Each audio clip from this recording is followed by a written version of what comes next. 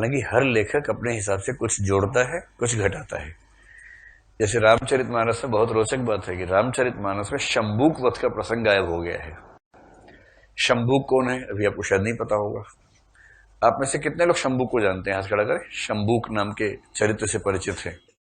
ऐसे लोगों की संख्या 5 या 5.5 है। ठीक है, तो बाकी लोगों को परिचित करवा देते हैं।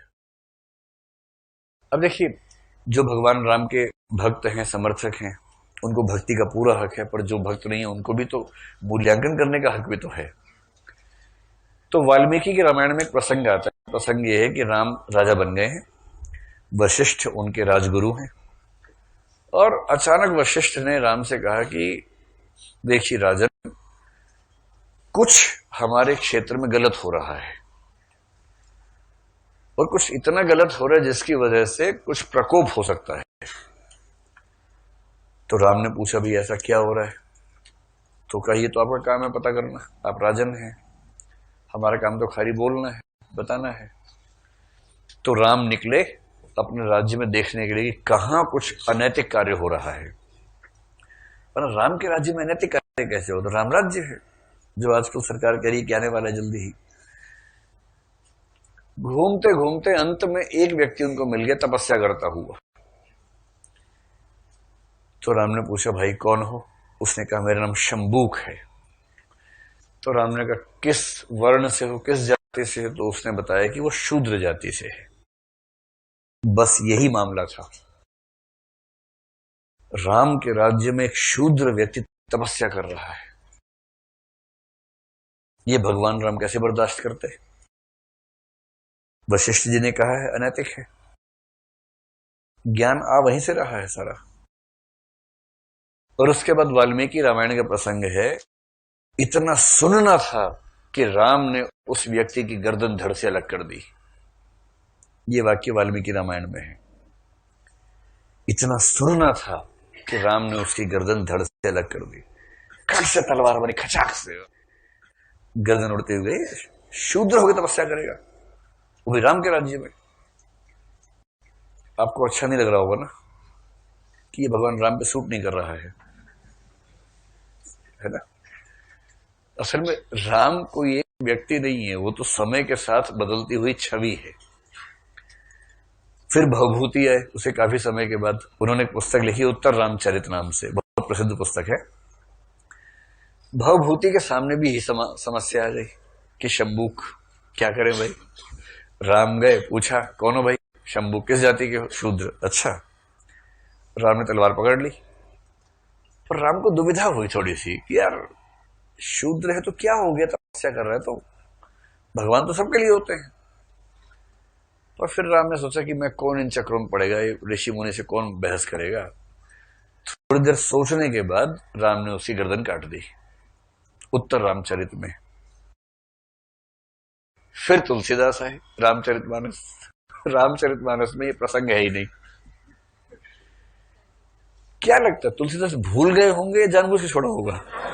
जानबूझ के छोड़ा होगा, क्योंकि समय बदलने पर समझ में आता है कि शंबू को नहीं बचाना है, राम को बचाना है। क्योंकि आज के जमाने में अगर आपने ये प्रसंग लिख दिया कहीं तो खतरा शंबू को नहीं है। शंबू का वोट बैंक पक्का है इस समय। इस समय राम का इलेक्शन खतरे में पड़ जाएगा। और इस वजह से हर लेखक अपने समय के हिसाब से पुरानी कथाओं में परिवर्तन करता है। सीता का परित्याग रामचरितमानस से गायब हो गया है। अब तुलसीदास को लगा कि गायब कर देना चाहिए, और वाल्मीकि को पढ़ेंगे थोड़ा और उसके आसपास पढ़ेंगे तो बड़ा खराब लगता है। एक पुस्तक में एक प्रसंग आता है, एक लेख मैंने पढ़ा, पुरुषोत्तम अग्रवाल जी का लेख था शायद। तो उन्होंने संस्कृत का एक कथन कोट किया, वाल्मीकि रामायण का है या उसके नजदीक की किसी रचना का है, आप चाहेंगे तो मैं उसको लाके दिखाऊंगा। जब राम युद्ध जीते रावण से, सीता मुक्त हुई, सीता जैसे फिल्मों में नहीं तो भागते हुए नायक नायक एक दूसरे को भाग रहे स्लो मोशन में, वैसा दृश्य बनना चाहिए था कि भाई इतने दिन के बाद फाइनली इतना बड़ा युद्ध जीतने के बाद हम लोग मिले हैं, मजाक थोड़ा है। हिंदी फिल्मों में तो नायक नायिका मिलते हैं, नायिका का पिता जैसी हार मान लेता है, फिर देखिए क्या दृश्य बनता है उसके बाद। तो सीता प्रफुल्लित हैं कि मेरे राम ने रावण को नष्ट कर दिया और फाइनली मैं अपने घर जाऊंगी। और राम के पास आ रही है। राम समझ गए थोड़ा ज्यादा खुश हो रही है ये तो राम को लगा ठीक कर दो, ज्यादा खुश नहीं होना चाहिए। तो राम ने कहा रुको सीते। सीता रोगी, बोला शायद पूजा पाठ करनी होगी पहले कुछ।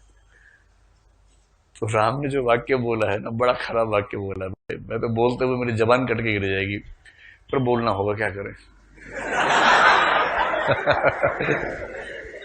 तो ऐसा वाक्य बोला है, और वो वाक्य ये है कि हे सीते, अगर तुम्हें लगता है कि युद्ध मैंने तुम्हारे लड़ा है तो तुम्हारी गलतफहमी है। युद्ध तुम्हारे लिए नहीं लड़ा है, युद्ध अपने कुल के सम्मान के लिए लड़ा है। और रही तुम्हारी बात, जैसे कुत्ते द्वारा चाटे जाने के बाद घी भोजन योग्य नहीं रहता है, वैसे तुम अब मेरे योग्य नहीं हो। संस्कृत के एक ग्रंथ में राम के मुंह से यह कहलवाया गया है। ये राम नहीं कह रहे, लेखक कह रहे हैं। लेखक लोग अपने मन की बातें चरित्रों के मुंह से कहलवाते हैं, और छवि बनती है चरित्र की, छवि बिगड़ती है उसकी। तुलसीदास जी एकदम चुपचाप गोल कर गए इस पूरे मामले को। उनको पता था कि ये सब नहीं चलेगा, फेमिनिज्म पैदा होने वाला 3-4 साल बाद, और उस समय की महिलाएं बैंड बजा देंगी। हालांकि फिर भी ऐसी बातें महिलाओं के लिए कह गए हैं कि बैंड बजाने के लिए पर्याप्त कारण है। जैसे जिमी स्वतंत्र भई बिगड़ही नारी, नारी जैसे ही स्वतंत्र होती है बिगड़ जाती है।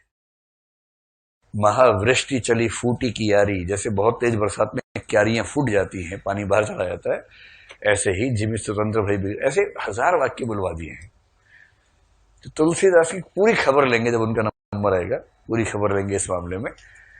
और हम उनके वकील नहीं, ध्यान रखना है, हम किसी भी कवि के वकील नहीं हैं, ना विपक्ष के वकील हैं। हम तटस्थ होकर मूल्यांकन करेंगे किस मामले में अच्छी बात कही, किस मामले में बुरी बात कही, और जितना कहा जैसा कहा मूल्यांकन कर लेंगे। हम क्यों किसी के साथ रिश्तेदारी निकालेंगे। तो जो मैं कहना चाह रहा हूं आपसे वो ये है कि प्रख्यात कहानी का मतलब है कोई प्रसिद्ध कहानी चली आ रही है, आपने उसी को लिया। लेकिन हाँ, कोई भी अच्छा लेखक उसमें हल्का फुल्का चेंज तो करता ही है, कोई बड़ी बात नहीं होती है। उत्पाद्य का मतलब है पूरी कहानी जड़ से आपने